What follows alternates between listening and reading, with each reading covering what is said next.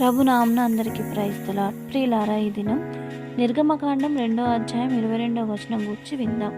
అక్కడ మోషే, నేను అన్య దేశంలో పరదేశిని ఉంటుననుకొని వానికి గెర్షోము అను పేరు పెట్టెను.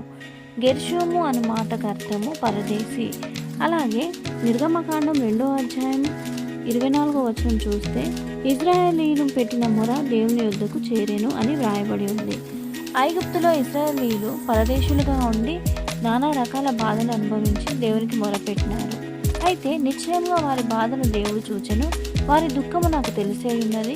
ఐగుప్తీయుల చేతుల నుండి నేను వారిని విడిపించునని దేవుడు వాగ్దానం చేసి అక్కడి నుండి దేవుడు వారిని విడిపిస్తూ వచ్చినాడు.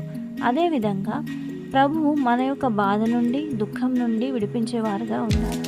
కాబట్టి మనం కూడా దేవునికి మొరపెట్టేవారుగా ఉందాం. ఈ విధంగా దేవుడు మనకు సహాయం చేయునుగాక. ఆమెన్. Praise the lord.